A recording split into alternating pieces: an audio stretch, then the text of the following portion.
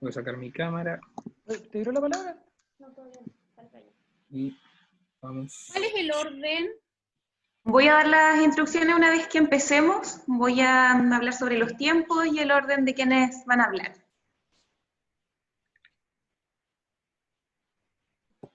Así que, Guille, ¿tú nos avisas? Te aviso en breves. Dame un segundo. Ok.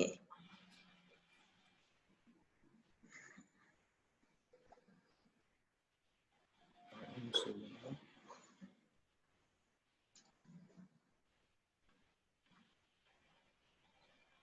Ya estamos listos. Déjame corroborarlo.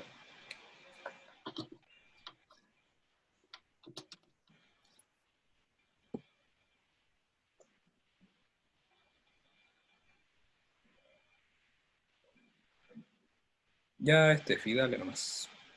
Muchas gracias, Guille, desde las sombras ahí ayudándonos. Darle la bienvenida a todas, a todos y a todos a este tercer precabildo o conversatorio constituyente. Hoy hablaremos sobre específicamente la salud y también vamos a comentar sobre el rol de las universidades en el bienestar también de las personas.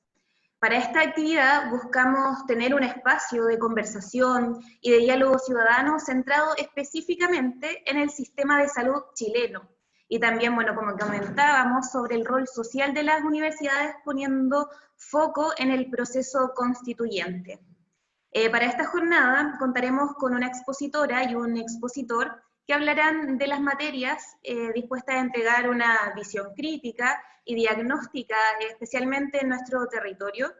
Tenemos a nuestra expositora y nuestro expositor que tendrán 15 minutos la palabra, y después nuestros precandidatos constituyentes, Fernando Sepúlveda y Francisco Vera, contarán con 7 minutos cada uno para también exponer su visión sobre el tema en condiciones similares a quienes estén exponiendo.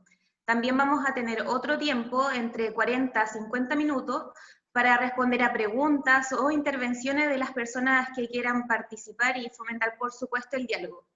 Tenemos primero, vamos a presentar a la doctora Débora Alvarado. Ella es médico pediatra, es especialista en lo que es la salud familiar y también es académica de la Universidad de Concepción.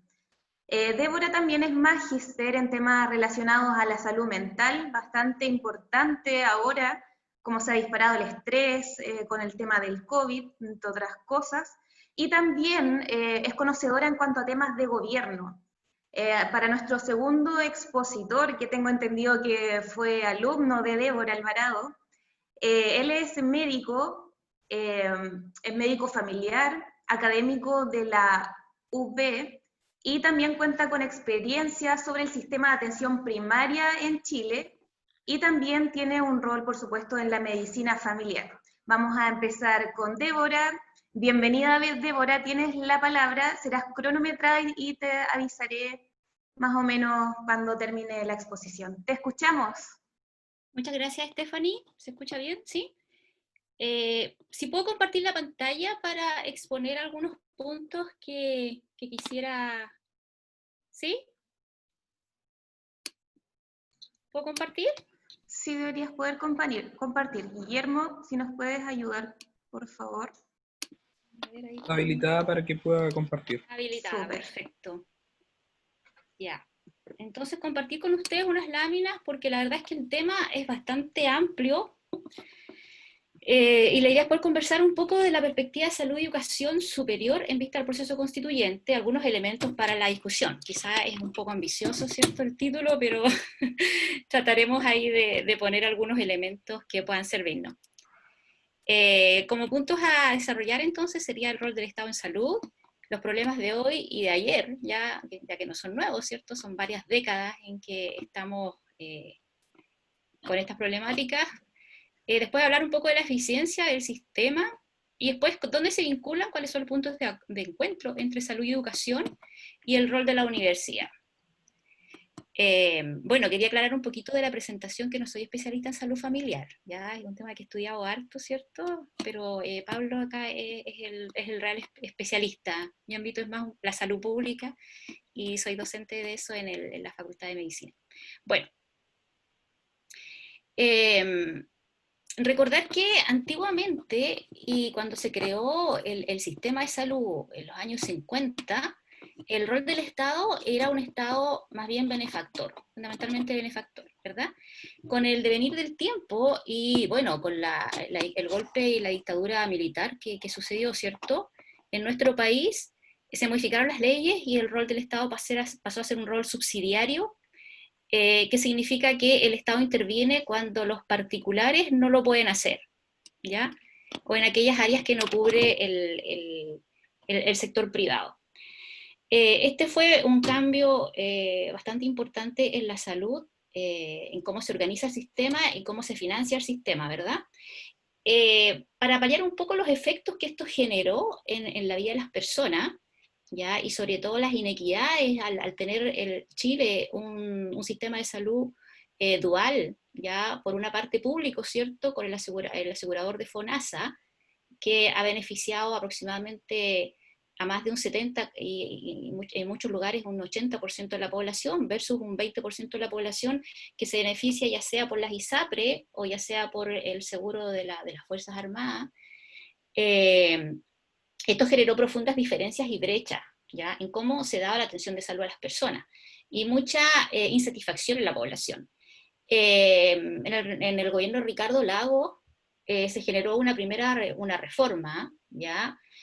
A la salud en la década del 2000, que no abordó esta dualidad, sino que más bien, ¿cierto?, incorporó algunos elementos de garantías de salud para responder un poco a la salud como un derecho, y ahí se crea, ¿cierto?, el Plan Auge, que hoy día tiene más de 80 patologías, pero también con todas las críticas que podemos hacer a ese sistema, ¿ya? O sea, enfocado a patologías. Se generó una nueva diferencia o inequidad, ¿cierto?, entre patologías cubiertas por esta garantía GES hoy día y aquellas patologías no cubiertas por las garantías GES.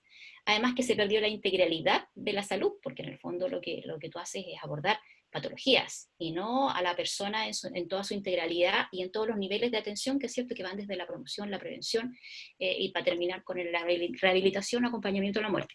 Bueno, entonces, los objetivos que se propusieron aquí fue mejorar los logros que Chile había alcanzado como sistema de salud, que nos había puesto a un nivel bastante alto respecto a los restos de los países latinoamericanos, abordar problemas de salud ocasionados por estilos de vida y envejecimiento de la población, disminuir las inequidades como un gran eje que en el fondo se podría decir testimoniaron todas las reformas que se hicieron en Latinoamérica en esos momentos. Ya había que abordar la inequidad y cumplir con expectativas de la población, fundamentalmente respecto al trato, ¿cierto?, y a la discriminación que sentía este gran sector de la población. Bueno, nos enfrentamos entonces a una sociedad que se iba envejeciendo rápidamente, con todos los problemas que esto significa, y además en nuestro país con una población vieja empobrecida. O sea, sabemos que los adultos mayores, ¿cierto?, producto de los temas de pensiones, etcétera, etcétera, es una población envejecida, es una población además con una gran carga de enfermedad respecto a las enfermedades crónicas. Las condiciones de vida de las personas, hay aquí un interrogante, ¿son las personas realmente se adscriben a una vida sana, a estilos de vida saludable? Para nada, ¿cierto? Y es así como la alimentación es un ejemplo, ¿ya? Y tenemos hoy día una población con más de las 3/4 partes de ella que tiene malnutrición por exceso, ya sea sobrepeso u obesidad. Solamente un 24% de la población tiene un estado nutricional normal, ¿ya? Y eso es muy grave y nos deja como uno de los países con mayores índices a nivel mundial. Una población muy sedentaria, ¿cierto?, que no tiene un hábito de actividad física sistemático, periódico, que sea beneficioso para la salud. Una población con muchos niveles muy elevados de hipertensión arterial, con más de un cuarto de la población, ¿verdad?, adulta posee esta patología. Altos índices de diabetes, lo que es un gran factor de riesgo para problemas cardiovasculares, ¿verdad?, que es la primera causa de muerte hoy día en el país, más de un 10% de prevalencia, también una de las más altas a nivel de los países de la OCDE, digamos, que son los países con los cuales nos comparamos hace algún tiempo atrás. Y adicciones también, ¿verdad?, como una gran problemática, una causa de años de vida perdidos por discapacidad enorme, ya que también afecta a población joven, muertes por accidentes de violencia, muertes por daño hepático crónico por alcohol, etc. Jóvenes, adolescentes y jóvenes con mucho consumo de sustancias, ¿verdad? Llegamos a ser primeros a nivel mundial en esta cifra. Hoy día esto, en el último estudio, ha bajado un poco, pero obviamente es algo muy preocupante. Una sociedad con mucha violencia, una población donde hay muchísima violencia. Aquí tenemos el caso de la violencia infantil, el problema de la violencia contra la mujer, el feminicidio, y la violencia que hoy día se vive en colegios, el maltrato en el trabajo, etcétera, etcétera. También las conductas sexuales, ¿cierto?, han sido objeto de preocupación. Hace un par de años atrás llegamos también a un ranking a nivel latinoamericano respecto del mayor aumento de contagios de VIH, algo que es prevenible, ¿verdad?, con una adecuada también educación de la población en materia de sexualidad, lo que no está ocurriendo. En nuestros colegios no tenemos políticas de educación sexual, y también con el uso correcto de medidas de prevención, que si bien están disponibles, no es para todas las personas. Y esto, el acceso, por ejemplo, a medidas de protección, a métodos de barrera, es mucho mayor en niveles socioeconómicos más elevados que versus a los niveles menos adinerados, digamos, o menos aventajados. Deteniéndonos un minuto en el tema de salud mental, cuando decimos que es preocupante y un tema muy complejo, se denomina que es un problema retorcido, ¿cierto?, debido a la dificultad de abordarlo desde las políticas públicas. Es la primera causa en la carga global de morbilidad en términos de años de vida perdido por discapacidad, que es esa sigla que está ahí. Se estima que la prevalencia de cualquier morbilidad psiquiátrica en general en la población es de más de un 20%, y en la infancia, y la adolescencia, esto es sumamente grave, según estudios encontrados hace unos años atrás, que son los estudios de prevalencia que hoy día manejamos y con los cuales se hacen todas las proyecciones. A pesar de este tremendo problema, vemos que también hay déficit en los recursos. Aquí solamente voy a mencionar el recurso médico-psiquiatra, por decir algo, digamos, por poner un ejemplo, que es uno de los que está más como estudiado. Las recomendaciones de la OCDE es de 17 psiquiatras por 100.000 habitantes. Chile tiene 7 psiquiatras por 100.000 habitantes, y nuestra región, en un estudio que estamos haciendo ahora en nuestro departamento, el promedio de los servicios de salud es solamente de 4 psiquiatras por 100.000 habitantes, ¿ya? Bueno, esto también habla de una distribución territorial que es inequitativa, ¿ya? Gran cantidad de los recursos médicos y otros recursos profesionales están concentrados en la región metropolitana, ¿ya? A nivel de regiones es muy baja la cantidad de médicos que hay. Si bien tenemos universidades formadoras, muchos terminan migrando, ¿ya?, por distintas razones, así que ahí también hay otra inequidad. Bueno, como hablamos de inequidades, en el fondo, ¿de qué estamos hablando? ¿Ya? Estamos hablando que muchas de las condiciones de las que hemos visto están determinadas por las condiciones de vida en que las personas viven, el entorno, ¿ya? Las condiciones sociales, ambientales y conductuales, ¿ok? Entonces, dicen las organizaciones internacionales en salud, ¿para qué tratar a la población si después la vamos a devolver a condiciones de vida que las enferman? ¿Ok? Entonces, aquí viene un tema súper relevante, y ya desde antes del año 2000, ¿cierto?, se viene estudiando cuáles son estos determinantes de la salud y en cuáles son los que habría que intervenir. Y desde mucho antes, cuando se habla del derecho a la salud, se habla que es el derecho a adecuadas prestaciones de salud, pero también a los determinantes. O sea, no sacamos nada con que las personas tengan acceso a recursos médicos, ya, medidas preventivas, qué sé yo, pero si tienen un entorno que les enferma, ¿ya? Y claramente está demostrado en muchísimas investigaciones que es el entorno primariamente el que genera mayor carga de enfermedad. Entonces aquí hay diferencias que son injustas y son evitables, y eso se llama inequidades, ¿ya? O sea, hay un tema valórico ahí que podemos evitar esto, de eso se trata. Podemos evitar, por ejemplo, que la tasa de mortalidad infantil tenga tantas diferencias dependiendo de dónde nacen los niños. ¿Ya? Si un niño nace, ¿cierto?, en la región del Servicio Metropolitano Oriente de Santiago, tiene una mortalidad infantil mucho más baja que un niño que nace en la Araucanía, por ejemplo. ¿Ya? Entonces, esto es una injusticia social, claramente. ¿Cómo se producen estas inequidades? ¿Ya? También hay una comisión internacional, ¿cierto?, que por muchos años ha estado estudiando este tema y propone un modelo explicativo en el cual la inequidad en salud, ¿cierto?, este cuadrito que vemos más a la derecha, estas diferencias, ¿verdad?, en las condiciones de salud, en la vida, en el acortamiento de los años de vida, se debe a condiciones, fundamentalmente condiciones de vida, trabajo, ingreso, vivienda, entorno, ¿ya? Y esto está estratificado socialmente, tanto por clase social, por etnia, por género, por edad y por territorio, ¿ok? Ahora, esto tiene una razón estructural, y esa razón estructural es el contexto social, económico y político, ¿ya? O sea, los gobiernos. Es un rol de los estados, fundamentalmente, disminuir esta situación o abordar esta situación. Ahora, ¿cómo nosotros hacemos que, independiente de que abordemos o no estas inequidades sociales, estas determinantes sociales de la salud, el rol del sistema de salud sea adecuado, ¿ya? Hay una parte, ¿cierto?, de la salud que depende de los sistemas de salud, pero vimos que también había desigualdades en esto. El sistema de salud chileno se basa fundamentalmente en un sistema más hospitalocéntrico, ¿ya?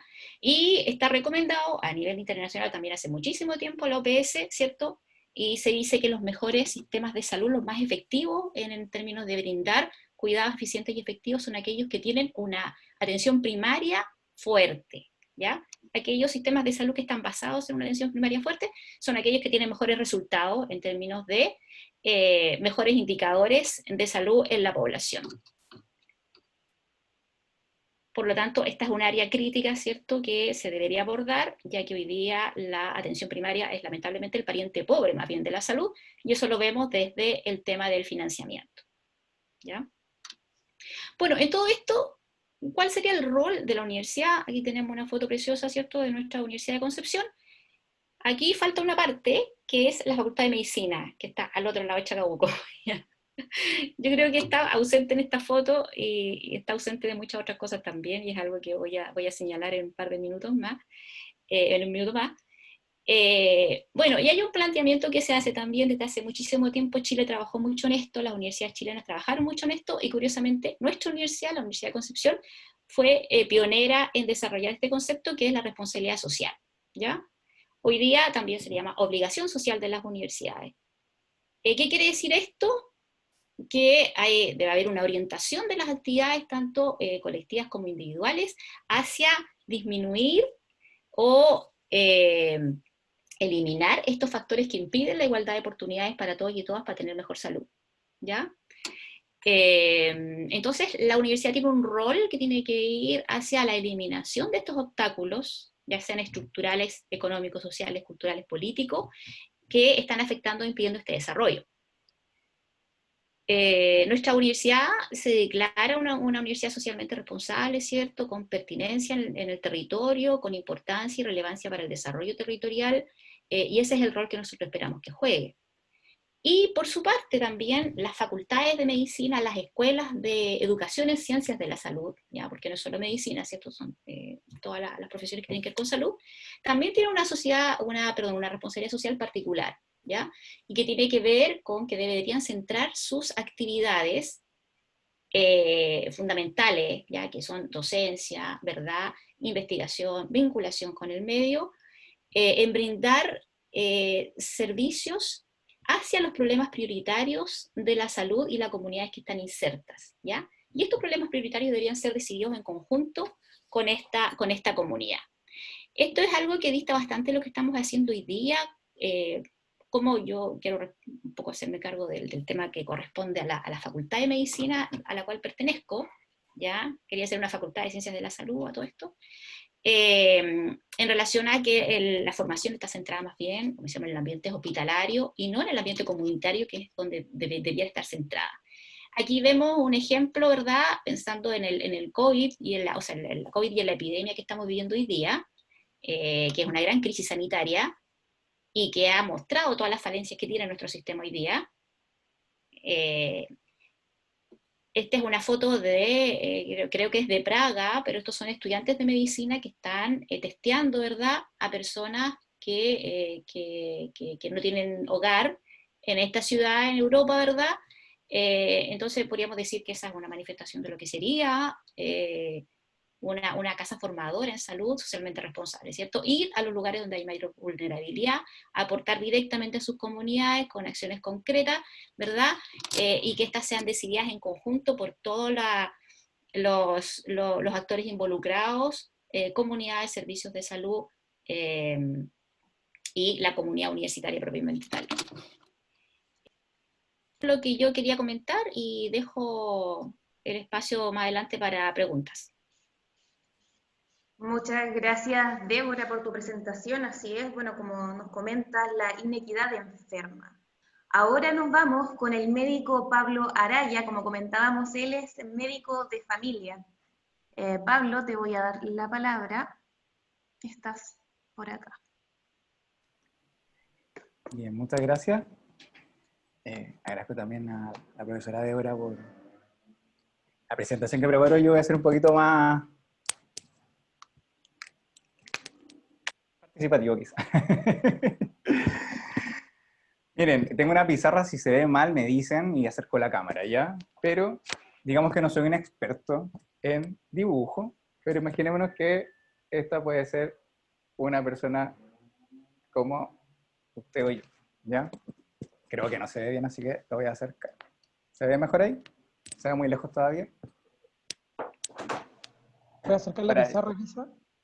Sí, es que no puedo acercarla mucho porque se va a caer. Ya. Por ahí. Ya. Esta persona supongamos que se enferma, ¿ya? Si se enferma, ¿qué va a hacer con eso? ¿Ya? Primero que todo, ¿cómo puede saber que está enferma o cómo puede saber de que es algo esperable dentro del funcionamiento normal del cuerpo? ¿Ya? Entonces, ya el poder determinar cuándo consultar o dónde consultar son factores que son determinados, como dijo bien la profesora Débora, con respecto a las determinantes sociales de la salud. Ya ese nombre como bien largo no es algo obvio, ya eso es algo que surgió de un consenso. Primero partió con distintos académicos de distintos lugares, especialmente en Europa, pero luego la OMS lo toma recién en cuenta ya a partir de fines de los años 90, principios del 2000, ¿ya? Porque antes la lógica de cómo enfermarse o cómo mantenerse sano era más bien biológica, era como, bueno, si uno se enferma es porque el cuerpo se echa a perder, ¿ya?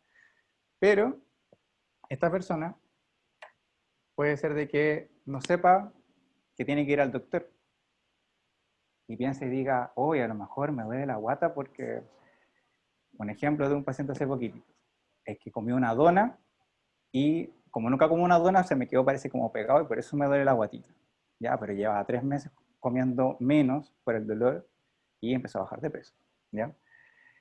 Y eso puede ser porque quizás uno dice, pero es obvio que no es tan obvio, porque eso tiene que ver también con el acceso cultural que tengamos a qué tan válido es ir al doctor o no. O si, por ejemplo, observamos territorios donde hay pueblo originario, quizás no van a ir a un médico que estudió en una escuela de medicina, etcétera, van a ir a un curandero, chamán, o componedor de hueso, o hierbatero, etcétera, ¿ya?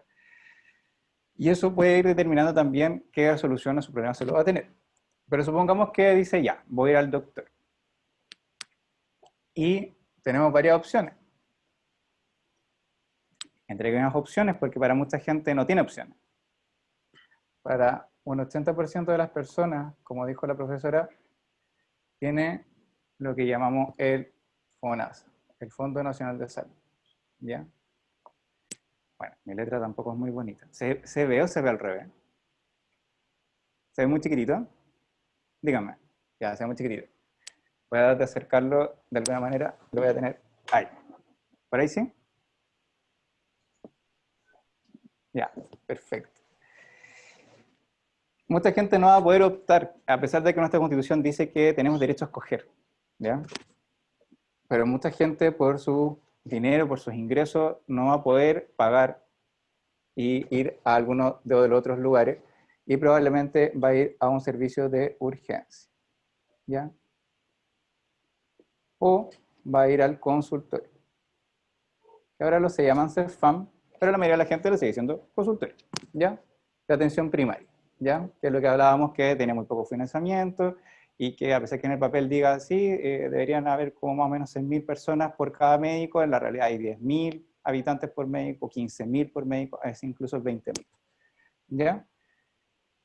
Si llego a la urgencia, quizás va a decir, chuta, me dieron diclofenaco y para la casa, ¿ya? Que el enfoque de la urgencia es: se hospitaliza, no se hospitaliza, manejamos el síntoma o es algo que puede esperar, ¿ya? Y en el consultorio pueden decir, bueno, tengo que levantarme a las 5:30 de la mañana para ir al consultorio y hacer fila, o hay un sistema telefónico y llamo y no contestan porque el call center del consultorio, en vez de marcar ocupado, marca como si está recibiendo la llamada, pero en verdad están entrando 50 llamadas al mismo tiempo y suenan todas como tono y no suena como ocupado. Y dicen, ay, el consultorio nunca me contesta. Ya. Entonces, ahí tenemos al tiro una brecha de acceso, porque quizás a la urgencia digan, bueno, yo no puedo salir de la casa, vivo en un cerro, o no pasa la locomoción a esta hora, ¿ya? Y no tengo aplicación para tomar un Uber, o vivo solo, o vivo sola, y estoy en mi casa y mi hijo vive en el otro extremo del país, o todos mis hijos se pelearon conmigo, algo pasó y estoy solo y mis vecinos no los conozco. Desconfío de ellos, el barrio es malo, qué sé yo, ¿ya? Distintos motivos. El tema es que el tema de la urgencia, especialmente de los hospitales, es donde se va la mayor parte del gasto en salud, ya, de un sistema de salud estatal, ¿ya? Pero este hospital, que recibe dineros de FONASA, y que FONASA recibe los dineros de los trabajadores que están dentro del sistema de FONASA, y además recibe algunos recursos también por impuestos directos, pero no es lo más frecuente, ¿ya? No es como el principal, digamos, ingreso al hospital. Muchos sistemas de salud, por no decir la mayoría, se basan en hospitales, ¿ya? Se basan en que el hospital es el referente, y todavía uno lo escucha en las campañas políticas.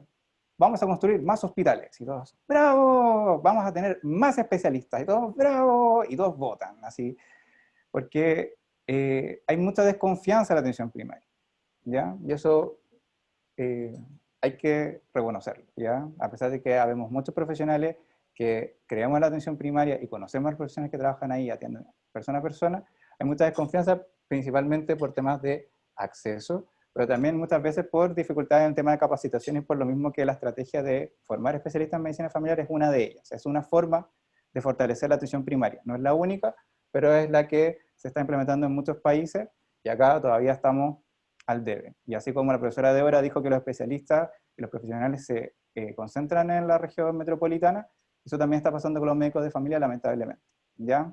Todavía no hay una distribución equitativa en el territorio de médicos de familia, ¿ya? Uno escucha lo que dice, por ejemplo, la Sociedad Chilena de Medicina Familiar o la Asociación Internacional de Medicina Familiar, y dicen, ojalá hubiese, o como la campaña, o sea, no campaña, pero es como el eslogan, un médico de familia para cada familia del mundo. Eso sería soñado, un médico de familia que te conozca, una médica de familia que sepa con quiénes tú vives, en qué barrio vives, en qué trabajas, cómo todos esos factores influyen en tu salud, cómo ustedes se relacionan, cómo ustedes se alimentan, cómo ustedes se divierten, ¿ya?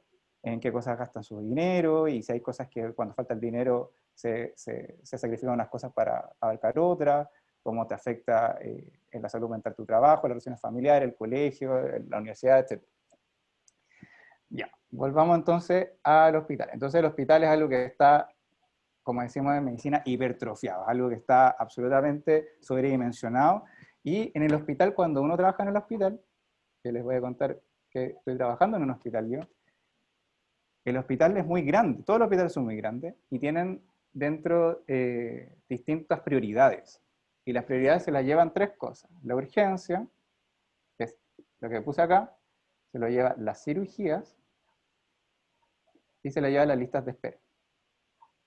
Esas son las tres prioridades de un hospital, ¿ya? La cirugía y la urgencia están muy abocados a lo que se llama la atención cerrada, ya cuando un paciente tiene que hospitalizarse o no. La lista de espera tiene que ver más con la atención abierta, que es el consultorio de especialidad. Es como ir a la citación del doctor, ya no estar hospitalizado, lo ambulatorio, ¿ya?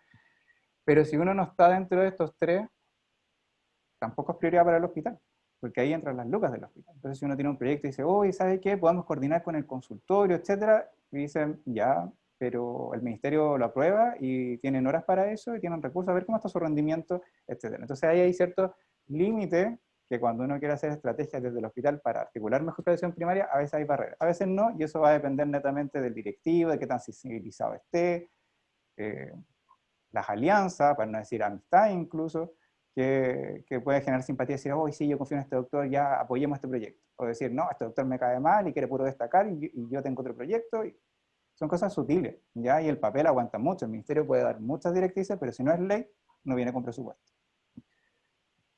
Por otro lado está el consultorio, como les dije, a veces tiene un médico por 10.000, por 20.000 incluso a veces, y a veces también tenemos comunas que tienen menos médicos, porque a veces tienen un estigma, especialmente en la región metropolitana se da mucho esto, de que hay comunas de que están en la periferia de la gran metrópolis, por así decirlo, y los médicos duran 2 semanas, un mes, y uno dice, uy, pero ¿por qué?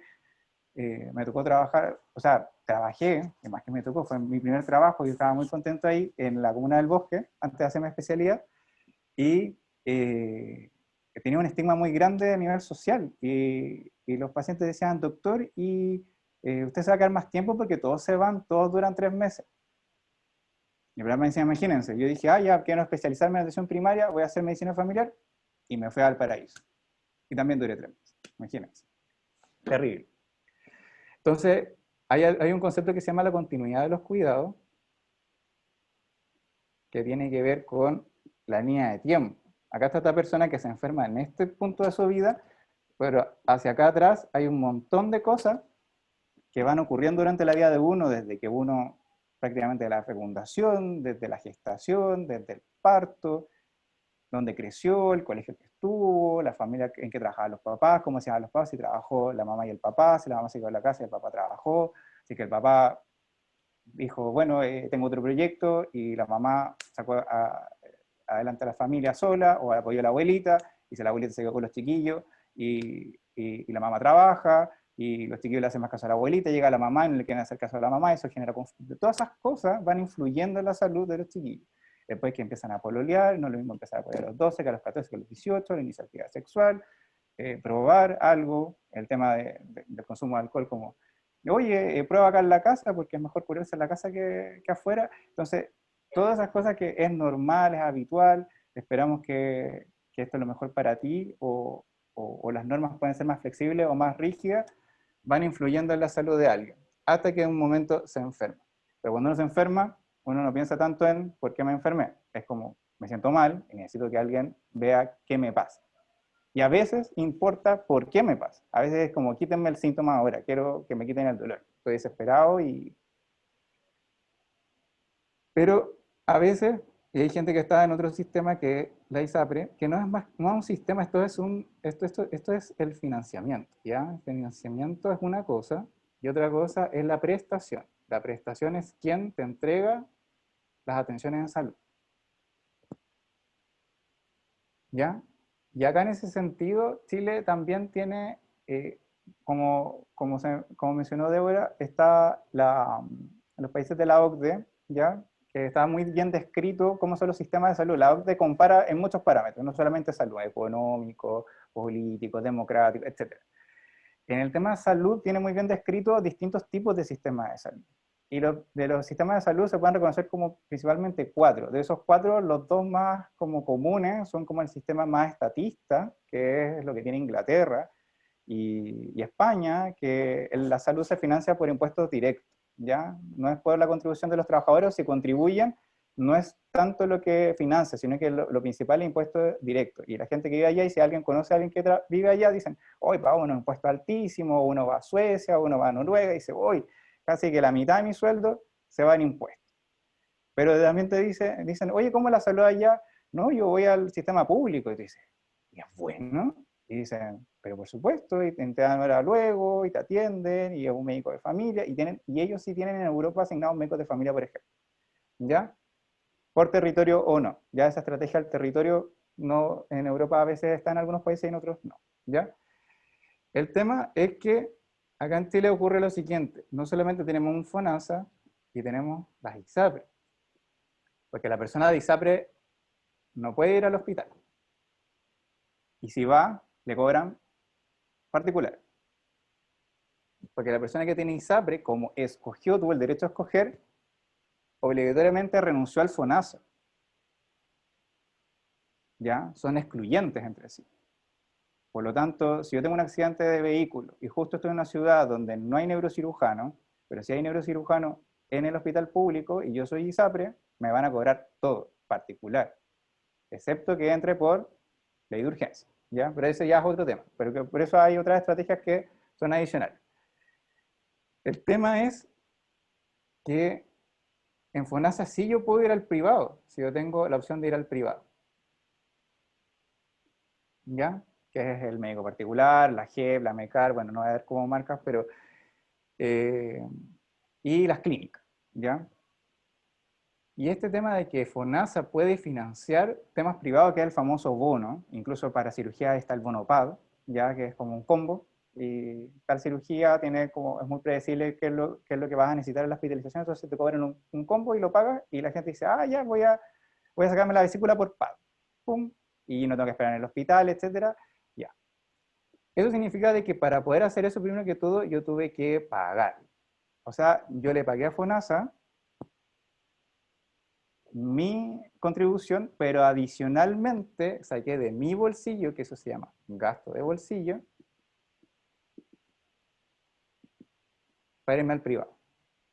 Porque me quiero saltar la fila. Y no lo hago porque soy malo o porque no me importan los demás. Es porque igual me preocupa mi salud y puedo hacer, entre comillas, el esfuerzo. Hay gente que se endeuda para esto. Hay gente que de repente uno ve campañas por redes sociales de rifas o de completadas, etc. ¿Ya? Y el privado sabe que el hospital tiene recursos limitados. Porque está diseñado así. Desde los años 80 que está diseñado así.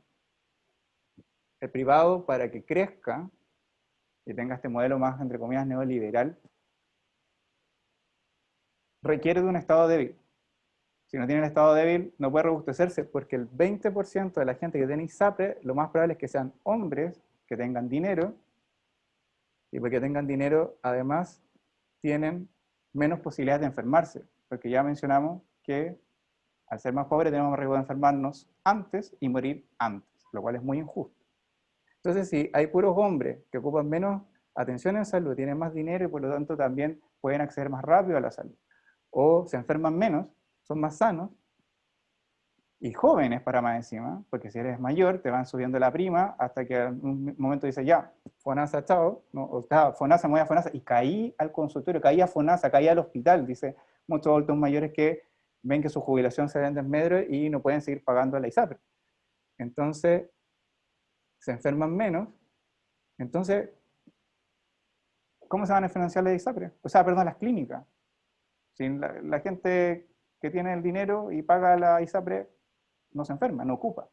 Necesita que exista este sistema que FONASA y la gente que dice tengo el derecho a escoger, gaste de su bolsillo y se vaya al privado. Y eso hace de que nosotros seamos el primer país de la OCDE, más que Estados Unidos, que gasta casi el 50% de todo su gasto en salud del bolsillo. O sea, además de la contribución, gasto casi lo mismo adicional de bolsillo. Y eso aumenta las brechas, y si es que además tengo FONASA y no puedo pagarlo, tengo más riesgo a estar más tiempo en la lista de espera, que mi enfermedad no tenga un diagnóstico oportuno, preciso, y además que tenga más riesgo de mortalidad precoz solamente porque no tuve toda la oportunidad o la cobertura a la salud. Y hay otros temas que tienen que ver con salud comunitaria, que es qué cosas podemos hacer a nivel comunitario, y hay temas que tienen que ver también con la cohesión social, que sociedades que son más cohesionadas, más colaborativas, más solidarias, que se conocen, que tienen sentido de identidad,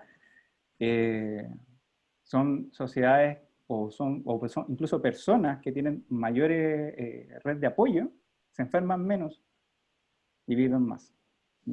Muchas gracias, Pablo, por tu intervención. Es cierto, bueno, tenemos actualmente un sistema de salud subsidiario más que asistencial. Entonces también tenemos el tema de cómo se interviene en cuanto a la prevención. Pareciera que eso está bastante abandonado. Y también tenemos una directa influencia con el tema de las condiciones de vida, las opciones de cómo atenderse, Entonces, este acceso a la atención, financiamiento de SAPRE, FONASA, muchas cosas que ahora tenemos que ver cómo cambiar en esta nueva constitución, y es por eso que le vamos a dar 7 minutos a cada uno de nuestros candidatos independientes apoyados por el Partido Ecologista Verde. Tenemos a Francisco Vera y Fernando Sepúlveda. Fernando, si nos pudieras comentar tus perspectivas, según nos comentaba aquí la ponencia de Débora y Pablo. Te escuchamos. Muchas gracias. ¿Me escuchan bien? Súper bien. Ya. Bueno, interesante tema, la verdad.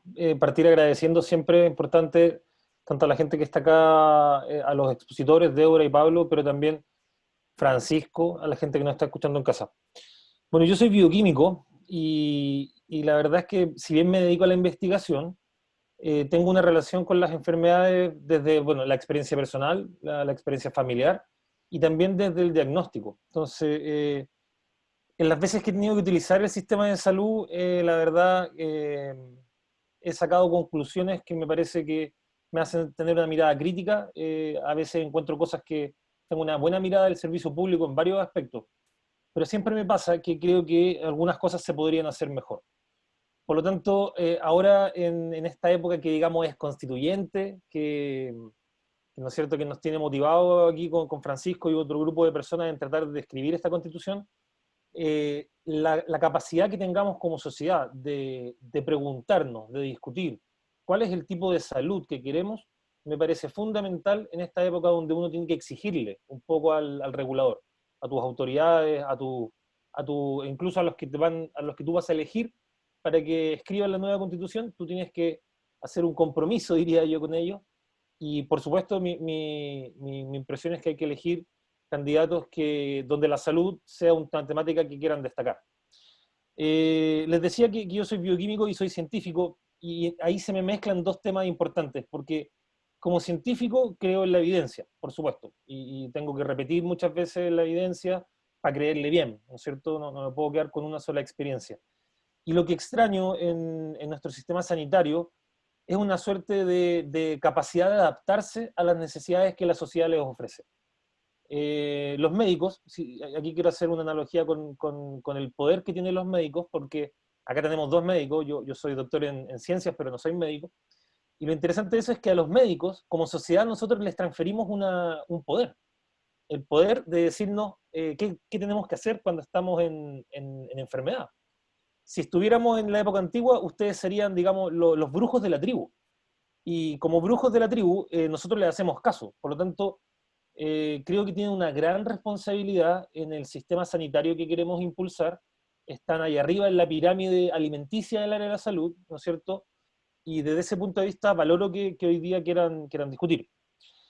Lo que me pasa con la evidencia, y donde se me mezclan estos mundos, es que yo quisiera un Estado, por ejemplo, que es capaz de tomar decisiones, en este caso públicas, de política pública, con algún grado de incidencia de un aspecto técnico, que yo creo que en salud se hace, pero creo que hay carencias. Creo que hay carencias en las cuales, por ejemplo, la sociedad, en ciertos contextos, quiere impulsar determinados estilos de atención. Y la verdad, las cosas que no se encuentran con las prestaciones disponibles en su CESFAM, en su consultorio, ¿no es cierto?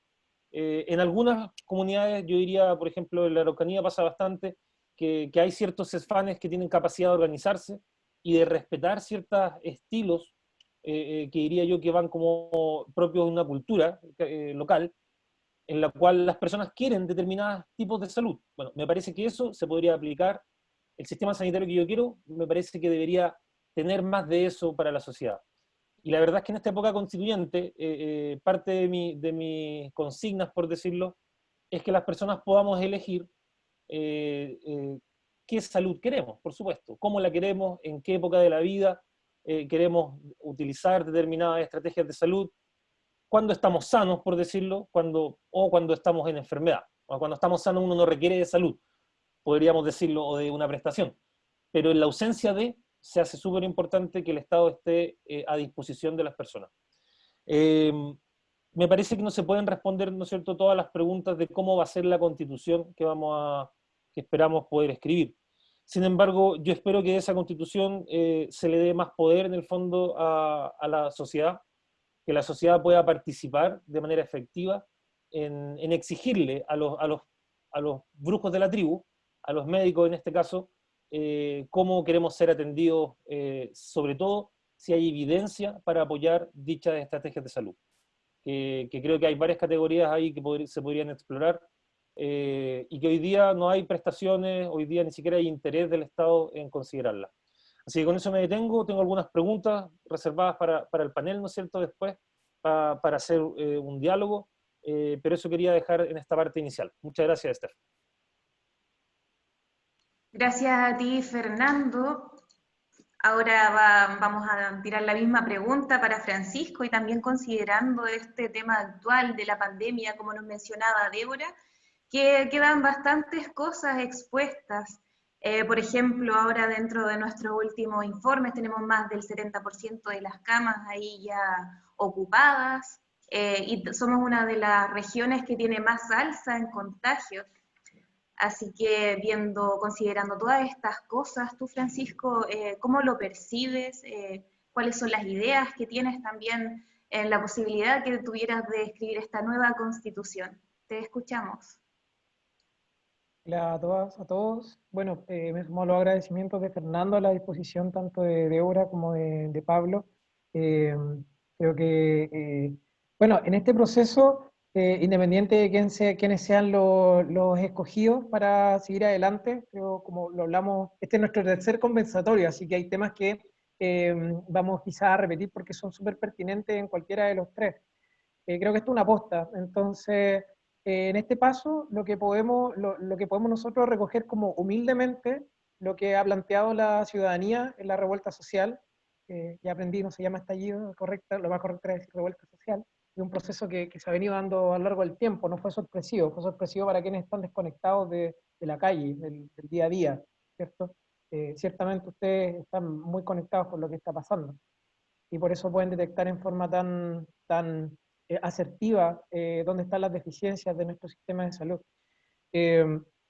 Yo me pongo a disposición como un aprendiz de un área que derechamente no es mi expertise. Yo no soy del área de la salud, yo soy del área del derecho. Lo que sí tenemos en común es que, bueno, en el caso de Débora, sí, también tengo un magíster en gobierno y políticas públicas, y desde ahí puedo enganchar muy rápido contigo en el ordenar las ideas y en el conectar el derecho, que es uno de los enfoques con los cuales yo es el prisma a través del cual entiendo la pobreza, o visto desde el punto de vista positivo, el bienestar. ¿Ya? En los conversatorios anteriores yo decía que si la pobreza es una carencia o tiene esa connotación, el bienestar es un estado de plenitud, ¿cierto? Y desde ahí, hablando de indicadores de bienestar, la salud, para mí, desde la concepción que tiene la Constitución, debiera comenzar por algo mucho más amplio que garantizar el derecho a la salud y la integridad física y psicológica. Debiera partir con una definición más cercana a la que da la Organización Mundial de la Salud. Se asemeja a estados de bienestar, incorporando no la salud como el ataque a lo patológico, sino que una salud también preventiva, comunitaria, de entornos saludables. Lo hablaba el otro día en el conversatorio de inequidades territoriales, que también me hizo mucho eco con lo que señalaba Débora. El primer conversatorio fue sobre inequidades territoriales, y le decía, vemos a las personas del mismo modo que, o sea, el estado de las personas, este modelo de estado de la misma forma en que ve a los territorios.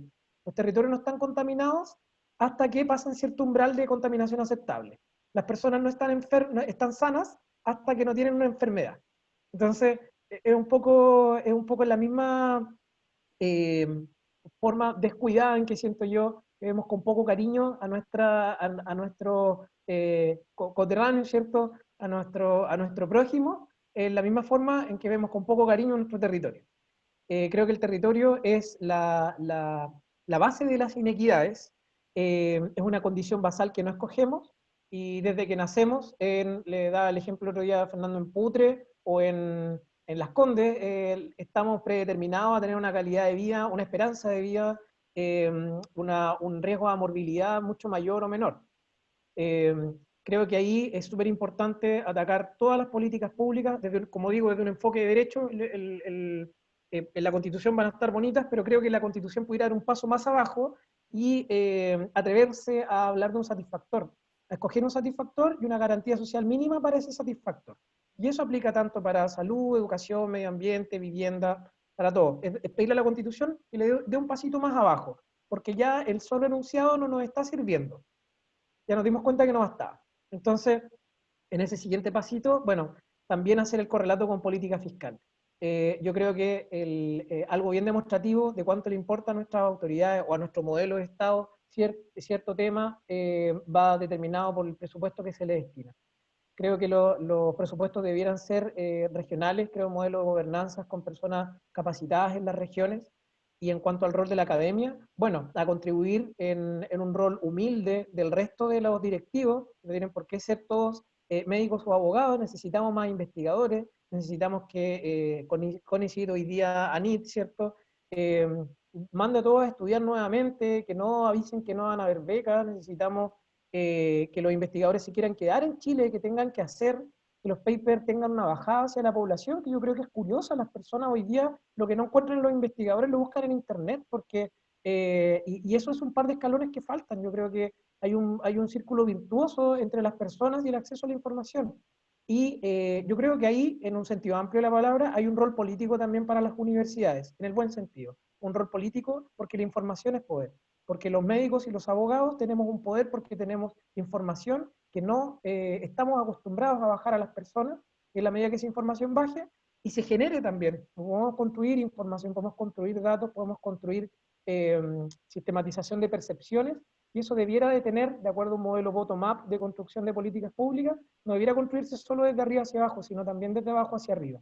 Yo creo que todo eso sí pudiera ir declarado en un estilo legislativo más desde los principios, que redactar normas a rajatabla, en que si me pasé 1 centímetro más allá no está regulado o no aplica, eso queda bien recogido o de acuerdo a las otras áreas que se han recogido a través de principios, queda, le da un buen rango de flexibilidad al legislador y a las autoridades para poder adaptarse a contextos variables como el que nos presenta esta pandemia. Muchas gracias, Francisco. Así es, bueno, necesitamos este cambio constitucional y responder también no solamente a las personas que se atienden a través de eso, sino que también a quienes trabajan en el área de la salud. Hemos tenido una semana prácticamente todos los días con manifestaciones durante las mañanas y más que nada porque estas personas que trabajan también intentan de velar por las personas y también responder a las necesidades, que se vuelve muy difícil, especialmente en este tiempo. Bueno, como les anunciaba anteriormente, tenemos entre 40 y 50 minutos a hacer un llamado a quienes nos ven por el live del Facebook, tanto de Fernando Sepúlveda como de Francisco Vera Aguilera, que si quieren pueden escribir sus intervenciones o hacer consultas acá. Estamos con la doctora Débora y el doctor Pablo Araya, que también pueden compartir con nosotras, nosotros y nosotres. Queda abierta la palabra, entonces pueden levantar una mano o pueden acá pedir a través del Zoom quien quiera pedirle la palabra. Así que la dejo abierta, si alguien se anima. Creo que alguien había anunciado una consulta delante. Bueno, te paso la palabra, Fernando, entonces. Gracias, sí. Bueno, yo quisiera continuar con esta idea de que los médicos tienen un rol importante acá, tienen un rol crítico para mí, por estar en esta posición, ¿no es cierto?, de poder en la pirámide alimenticia del área de la salud, llamo yo. Entonces no quiero transferirles toda la responsabilidad, porque la responsabilidad, por supuesto, también es del regulador, que pone las reglas del juego con la que ejercemos, con la que participamos del modelo sanitario. Pero, ¿qué quisiera destacar? Quisiera destacar que ¿por qué tenemos un sistema sanitario que en la práctica es tan riguroso en algunas patologías? Por ejemplo, yo me dedico a una temática investigativa que tiene que ver con el uso de cannabinoides. Cannabinoides que están presentes en la planta cannabis sativa, una planta, ¿no es cierto?, que bajo ninguna circunstancia es inocua, pero que a mí me tiene investigando de manera rigurosa a través de Fondesit, ¿no es cierto?, estuve financiado hasta el año pasado para investigar qué es lo que hacen los cannabinoides, digámoslo así.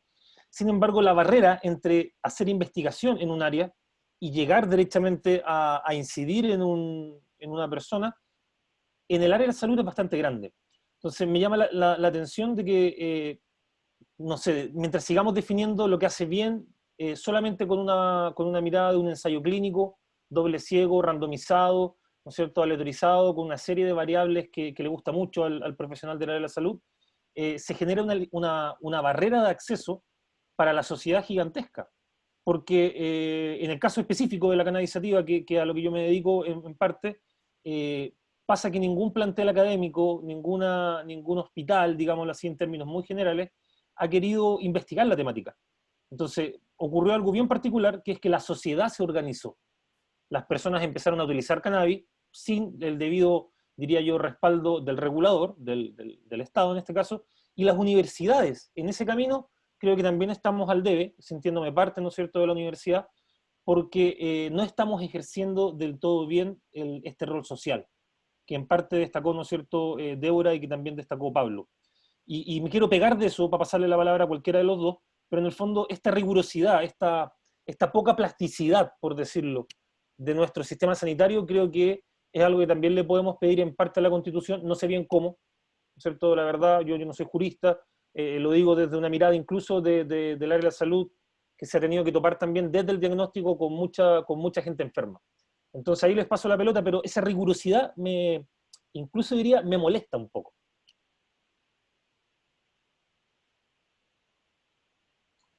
Muchas gracias, Fernando. Sí, yo creo que esto fue más dirigido a la doctora Débora. Si le puede responder un poco la palabra, doctora. Sí, claro. Dime Débora nomás, Estefanía. Gracias, Débora. Bueno, yo creo que es un punto súper importante, porque tiene que ver un poco con la cultura médica que tenemos en el país, y con temas de poder y dinero. Yo creo que hay que decirlo así bien francamente, digamos.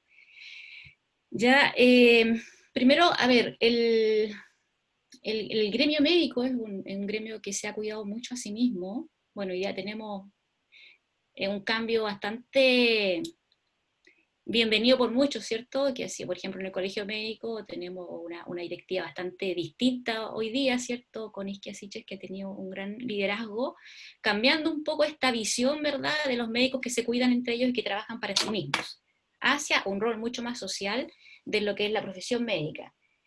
Si bien es cierto, digamos, o es parte de la realidad lo que menciona Fernando respecto a que los médicos ocupan una parte alta de esta pirámide de distribución del poder dentro de la salud, la verdad es que cada vez tenemos que ir alejándonos de eso, hacer que la salud sea más interdisciplinaria, no medicalizar la salud, ¿verdad? Y que los médicos estemos más centrados en la persona y en este continuo de salud-enfermedad, que es un equilibrio permanente, digamos. Todos los días nos estamos enfermando un poco y sanando otro poco, digamos. Cuando ese equilibrio se quiebra, ahí caemos en la enfermedad manifiesta, ¿verdad? Pero es un proceso que está como en una balanza permanente. Entonces los médicos tenemos que aprender más a mirar a la persona y no a mirar el síntoma ni mirar la enfermedad. Y también tenemos que aprender a transferir poder, a transferir ese poder que se nos ha otorgado, digamos, ya como casi una unción, ¿cierto? Y que está muy representado por el fonendo, por el delantal, ¿verdad? Y por ese tipo de ritos, digamos, de distinto tipo, hacia las otras profesiones, ya, que tienen un rol muy importante y que tienen un excelente nivel de formación, y hacia la comunidad en sí, ¿ya? O sea, el cuidado de la salud reside en distintos agentes, las familias, las comunidades, ya las organizaciones. Hablábamos de la debilidad de la comunidad, ¿cierto?, que mencionaba Pablo hoy día, de la falta de asociatividad, de la falta de confianza, y eso ha sido en gran parte responsable de los médicos y las médicas, ¿ya? Y de la estructura de salud en sí misma, que en un momento te dicen, no, si usted tiene cualquier síntoma vaya a consultar, y después te dicen, no, en realidad mejor no consulte porque está todo lleno, ¿cierto?, saturado, así que cúrese usted mismo, pero nunca te enseñaron a hacerlo. Entonces, ¿por qué? Porque es mejor mantener el poder, ¿cierto? ¿Ya? El poder es algo inherente al ser humano y el poder se está todos los días, se está luchando por tener más o menos poder. Entonces, el día en que nosotros tengamos esa actitud de transferir realmente el poder, de ceder ese poder que se nos da, muchos médicos dicen, no, yo estudié 7 años, por lo tanto merezco estar en este sitial, me esforcé mucho, bueno, tuviste la oportunidad también para hacerlo, ¿ya?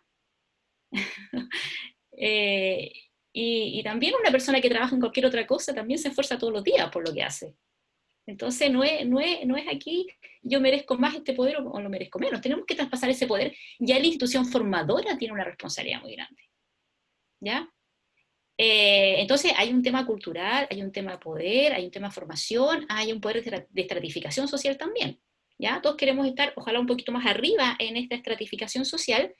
Y hoy día los médicos, por un tema también monetario, ¿cierto? Mantener esta posición también se asocia a un poder económico.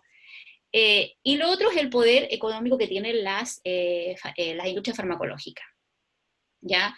Muchas de estas terapias alternativas, ¿verdad? Este estándar de evidencia dura, de medicina basada en la evidencia, etcétera, etcétera, lo han puesto también mucho las farmacológicas.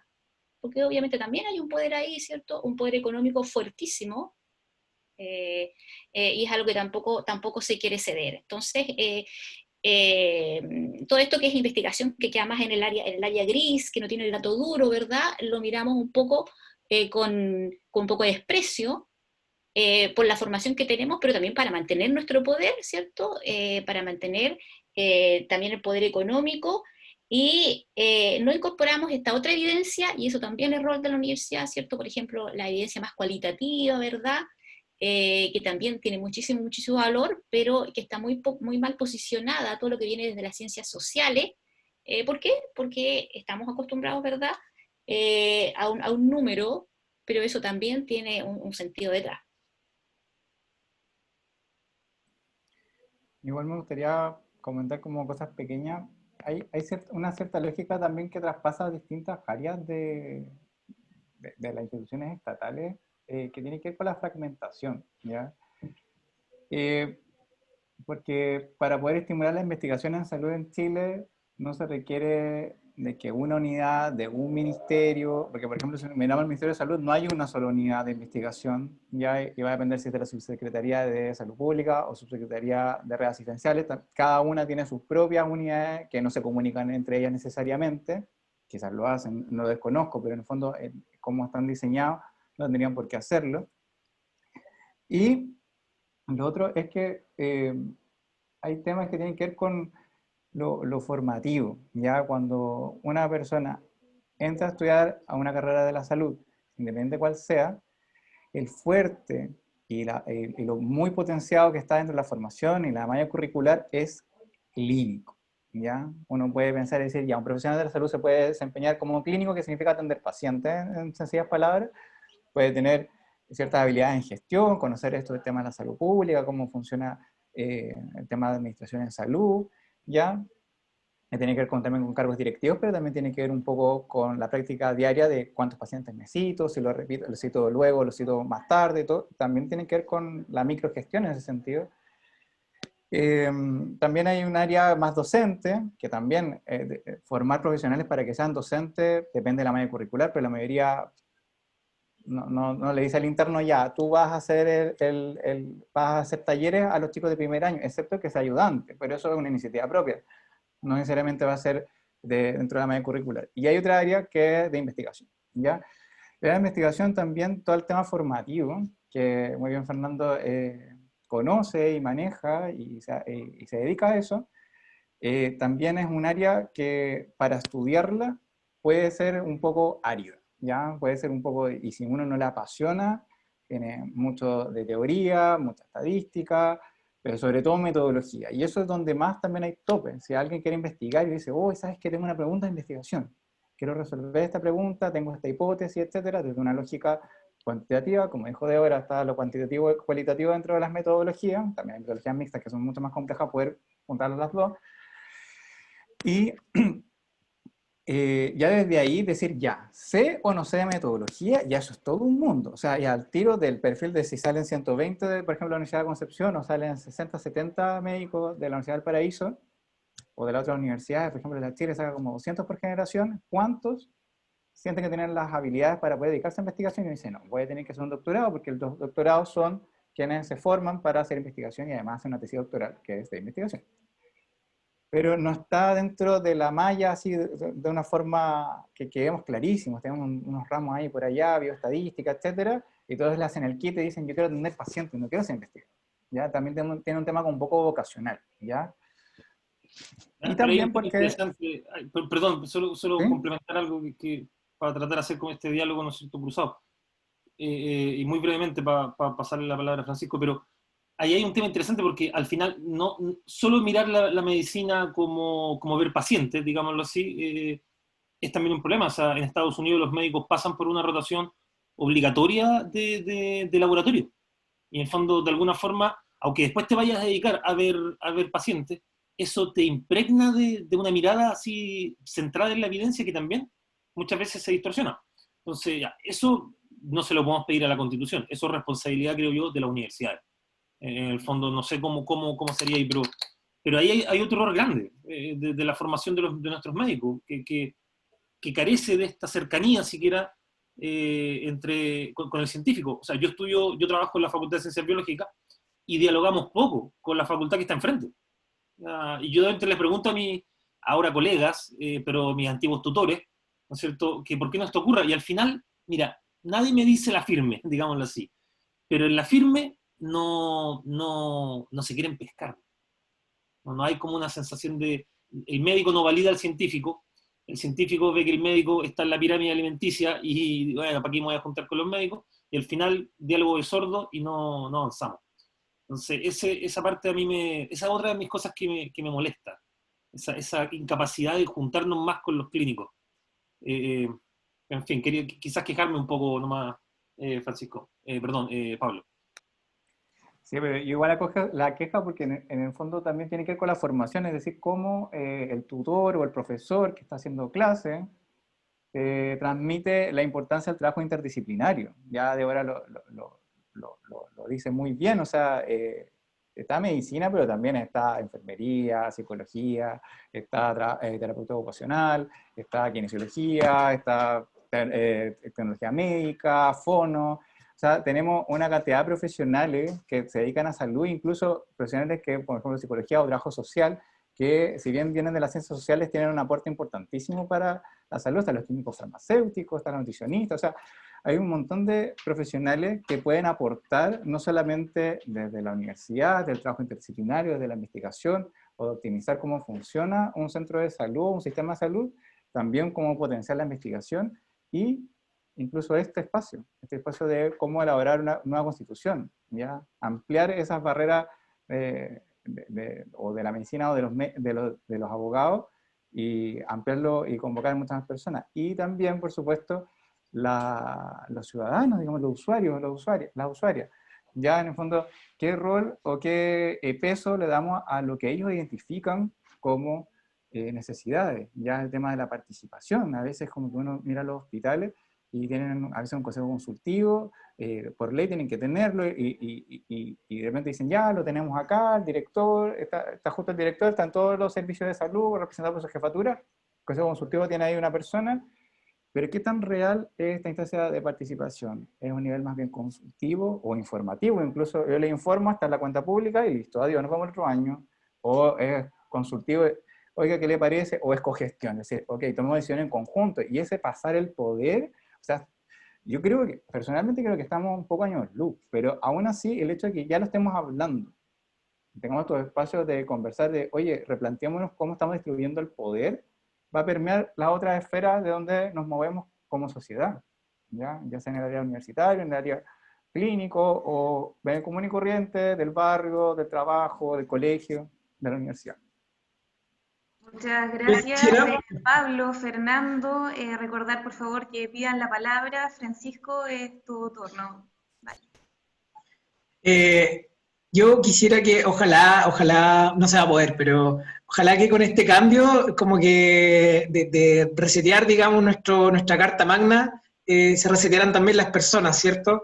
Y nos volviéramos todos un poquito más sensibles, un poquito más humanos dentro del área de la salud, ¿por qué no? Un poquito más deconstruidas y deconstruidos. Y creo que lo que sí va a pasar, está pasando, es que hay un cambio como generacional también, en que hay cierto imaginario respecto de cierta imagen que hablábamos de quien retiene la información, de quien se sube, yo siempre tomo la imagen de la pelota porque es muy gráfica, quien toma la pelota y no se la pasa al resto para que juegue. Entonces, eso es un poco generacional y así también la medicina familiar ha ido cobrando un espacio, recobrando un espacio en la salud pública, posicionando temas, porque al final del día, me imagino, me lo podrán corroborar ustedes, pero que en la gestión pública de la salud, me imagino que más de la mitad de los problemas vienen por falta de información, o sea, personas desorientadas que tienen dudas que de repente se resuelven no con mucho tiempo, que de repente no necesitamos un médico neurocirujano para que le explique a la persona un poco consejos para calmar la ansiedad o para gestionar ese dolor o para conducirla de mejor forma. Y al final, no sé si se han fijado, pero son los guardias quienes terminan dando muchas directrices, tanto en los bancos como en los centros de salud. Entonces, ese componente humano y de sentido común que se nos hizo tan ajeno de repente, me gustaría que volviera. Lamentablemente no lo vamos a poder poner en una nueva constitución, pero yo sí creo que podemos, volviendo al principio, creo que podemos empezar por definir la salud de otra forma. Y eso marca un precedente, porque hoy en día, para mí, el mecanismo más concreto de la Constitución, desde mi ejercicio, son los recursos de protección. Y cuando una ISAPRE le niega cobertura a una persona por una enfermedad que sí debería darla, porque es muy caro para la ISAPRE, y por costo-oportunidad van a apostar a que no el tema pase, que la persona no interponga el recurso. Bueno, es lo que pasa con el alza ISAPRE, o sea, ¿cuánto tiempo? Desde 6 años, más de 6 años, interponiendo todos los abogados recursos de protección contra la ISAPRE, y la ISAPRE siguen alzando el plan, y siguen alzando el plan, y ahora por pandemia lo que avisaron es que van a postergar el alza, no que no van a alzar. Entonces al final es una operación de costo-beneficio, porque como el 10% de las personas reclaman por el alza de la ISAPRE, al final el otro 90% no reclaman, y por lo que le condena el tribunal, más encima, el tribunal les condena un monto muy bajo. Este año básicamente es para aquellos colegas que se dedican exclusivamente a esa área, un poco para igualarles el negocio, ya no les sale a cuenta seguirlo llevando, pero más allá de ese problema puntual, como que nos da cuenta de repente, forma media perversa de entender las cosas. La industria farmacológica que también, bueno, ojalá nos puedan contar ustedes mucho mejor de eso, y también a la espera de preguntas, plantearles qué les pasa a ustedes como con esta vuelta puntualmente aprovechando también que está Fernando con la investigación con cannabinoides, volvimos a en general las hierbas medicinales o volver a la materia prima como que es una práctica súper democrática de repente, porque las semillas son súper generosas en el amplio sentido de la palabra, desde la botánica, digamos, no lo dejemos solo en cannabis.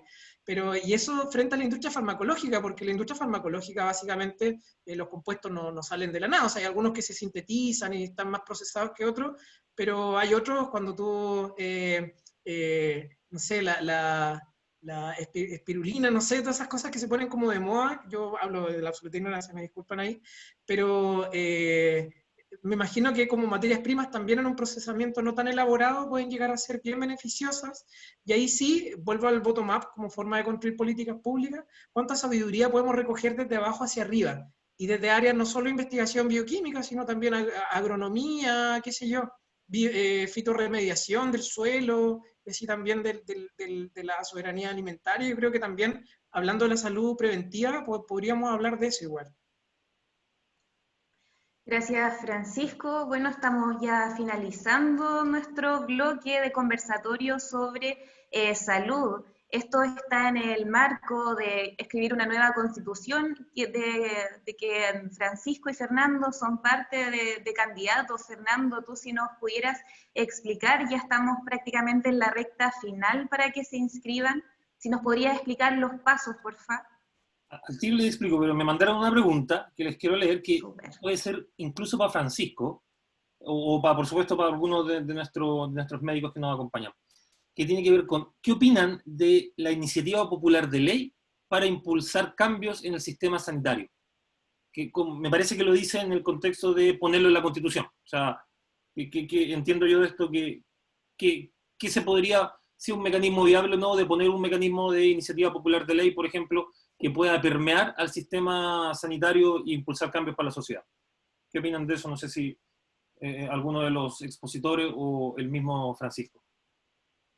Yo quisiera hacer una breve introducción para que me pudiera secundar o complementar o derechamente corregir Débora.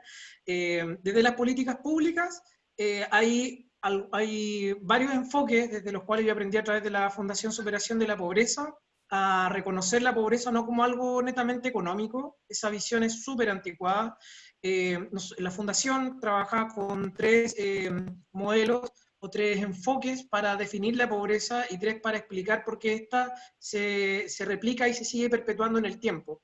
El que la define muy bien, primero el enfoque de necesidades básicas insatisfechas, el expositor Max Neff, recientemente fallecido, él establece ciertos ámbitos del bienestar, del ser, estar, el tener y el hacer, y por otro lado, cierta como una matriz axiológica de necesidades dentro de las cuales está, por supuesto, también la participación, y bueno, a lo largo de todas aquellas, desde el ser principalmente también, el bienestar y la salud, son un tema que es mucho más amplio que... Luego tenemos el enfoque de capacidades de Amartya Sen, que también desde un presupuesto de igualdad de oportunidades propone que cada persona, a través de los satisfactores que propone el Estado, pueda lograr su mayor realización posible como ser humano y elegir lo que quiera. Si él quiere, compra la comida, si quiere también la aprenda a preparar, pero tiene ese derecho también a escoger, ¿cierto? Y finalmente, dentro de estos 3 primeros enfoques, el enfoque de derechos, que nace de los derechos de primera, segunda y tercera generación, incluso los de cuarta, hablando de derechos digitales, ¿cierto? Consagrado en tratados internacionales, que esos ya no nos los van a quitar porque son inalienables e inherentes a la persona, que deben nuevamente ser reconocidos en la Constitución, pero más parecido a lo que siempre nos dicen nuestras contrapartes de repente desde Europa o supranacionales, que nos tiran la oreja, nos dicen, hey, la salud no es solo estar enfermo, hey, vivienda no es solo entregar una casa en dominio, ¿cierto? Sino que, entonces, bueno, y desde ahí los otros 3 enfoques, solo para mencionarlo, el enfoque de exclusión social, el enfoque de capitales y el enfoque de vulnerabilidades. Desde ahí, cambiando el foco, quizás saliendo del lado tan jurista y atreviéndonos a proponer derechamente principios que le den contenido a este derecho fundamental, con una definición más amplia, por supuesto, podemos dar un paso siguiente, esto dentro del enfoque de derechos, que empieza a bajar de la Constitución hacia abajo, con un derecho fundamental, luego un satisfactor, luego un indicador que nos va a decir si ese satisfactor está cumpliendo o no, y ese satisfactor, ese indicador no puede ser solo nivel de cobertura, sino que la percepción del usuario, por supuesto, es súper importante. Yo creo que por ahí parte, y por las inequidades territoriales de las que ya hablamos, que determinan condiciones basales graves de esperanza de vida y de morbilidad, y bueno, de salud mental y de sensación de realización personal, etcétera. Desde ahí debiéramos cambiar, claro, la Constitución puede regular un poquito más, quizás, porque ya vimos que no es suficiente, dar un paso más en todos los ámbitos del bienestar, elegir un satisfactor, elegir establecimientos de salud con médicos, con un personal de salud de las áreas de la enfermería, de la obstetricia, de la psicología, con un mínimo por habitantes, y si no, que alguien pueda... Yo no he visto ningún recurso de protección reciente o que esté como en mi retina, en que alguien diga, yo voy a hacer un recurso de protección porque no hay suficientes médicos. Ojalá que pudieran hacerlo, y si se pudiera hacer, que hubiera una glosa presupuestaria que permitiera rápidamente colocar un médico allí donde no lo hay. No sé, le entrego la palabra a Débora porque, insisto, no es mi área de expertise, solo puedo dar el marco general desde los derechos fundamentales. Bueno, súper pertinente. Mañana es el Día Internacional de los Derechos Humanos ¿verdad? Se conmemora la fecha en que se promulgó, ¿cómo se dice? esta carta, ¿cierto?, que rige internacionalmente, y donde también se menciona la salud como un derecho humano fundamental, ¿ya? Ahora, por supuesto que la ciudadanía tiene que tener esa posibilidad, ¿ya? Hemos visto que los cambios se están haciendo desde la ciudadanía hacia arriba, ¿cierto? Por lo tanto, es un ámbito que la ciudadanía asume, y tenemos que seguirlo trabajando porque necesitamos ciudadanos más informados, ¿verdad? Más empoderados, a través de la información. También hablamos un poco del acceso a la información, que lo que hace es trasladar este poder, ¿cierto? Ya no desde los expertos. Cualquier persona hoy día tiene acceso a la información, y el experto, o los profesionales, por decirlo de alguna manera, los médicos, otros profesionales de la salud y de otras áreas, más bien facilitan en las personas el uso de esta información, ¿ya? Entonces también ahí se transforman los poderes, porque ya tú no tienes el poder por tener una cierta información que nadie más tiene, como hace un tiempo atrás, ¿cierto? Sino que hoy día también las personas pueden acceder a esa información, está disponible para todos. Estamos en la época de la información, ¿verdad? Las redes, qué sé yo, internet, en la medida que esté disponible también. Ahora, respecto al tema, me gusta mucho la perspectiva de los satisfactores, ¿verdad? Porque pone en el fondo qué buscan las personas en salud. Muchas veces las personas buscan satisfacer otro tipo o realizar otro tipo de necesidades, y no, ¿verdad?, por una enfermedad, ¿ya? Y aquí hay una cosa que yo siempre le cuento a mis estudiantes, no sé si Pablo lo alcanzó a escuchar, pero un grupo de internos que fue a ver a una pareja de ancianos que eran todos hermanos, todos eran muy viejitos, vivían juntos y se estaban enfermando y muriendo de a poco, pero finalmente les preguntaron, bueno, ¿cómo quieren que nosotros les ayudamos? ¿Cuál es su principal problema? Nuestro principal problema es la soledad, dijeron. Y si ustedes nos quieren ayudar, vengan a vernos. Y así, bueno, lo que hicieron ellos fue ir a verlos una vez a la semana. Estos viejitos les preparaban una once, ¿cierto? Compartían, y esa fue la mejor terapia para ellos, porque su problema era la soledad. Ellos sabían que se iban a enfermar y morir, pero lo que los aquejaba en ese momento era la soledad. Entonces, ahí hay cierto, un satisfactor que está errado, ¿ya? Y muchas veces vemos que tú esperas escuchar en un profesional de la salud alguien que te escuche, y ahí volvemos de nuevo. ¿Dónde están los antiguos satisfactores? ¿Dónde está la comunidad, el vecino, esa cosa de confianza, ¿cierto? Que el barrio se reunía, y tú tenías ahí la respuesta, muchas veces, a una pena, a una aflicción, ¿cierto? Algo que te complicaba y que te podía enfermar, ¿ya?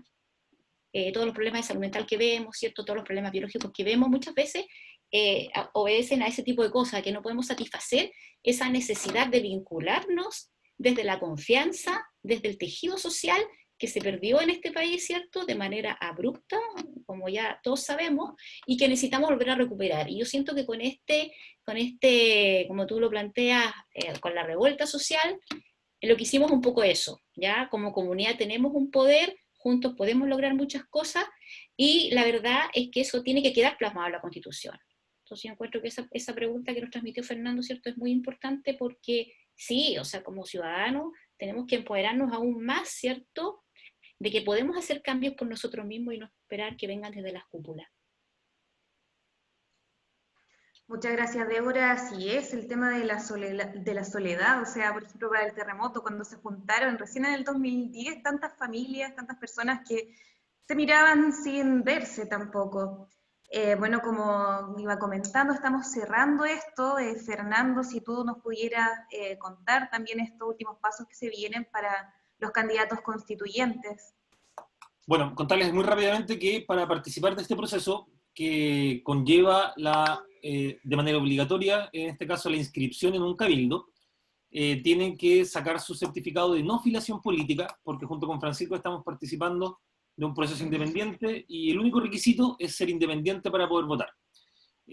Para ello tienen que meterse a cervel.cl, sacar su certificado de no filiación política con su clave única y escribir a cabildos@ecologistas.cl para inscribirse en el cabildo, que es este domingo 13.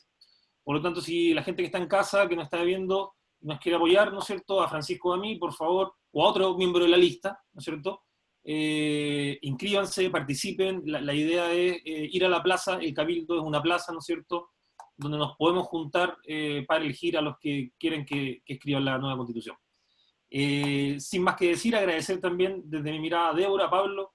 Me encanta también que esté esta relación, ¿no es cierto?, exalumno, profesor, ahora colegas, porque es un ejemplo también de cómo uno, creo que esto fue coincidencia, pero creo que es una súper buena coincidencia, y quizás no fue coincidencia, no quiero ponerme en místico, pero las cosas pasan, ¿no es cierto?, cuando tienen que pasar. Así que gracias, muchas gracias, nos vemos el domingo en las urnas, por decirlo de alguna forma. Nos vemos, Fernando, y si no nos quedan más preguntas en nuestras redes sociales, ofrecer la palabra para ir ya cerrando este conversatorio constitucional sobre medicina. Queda abierta la palabra de cierre.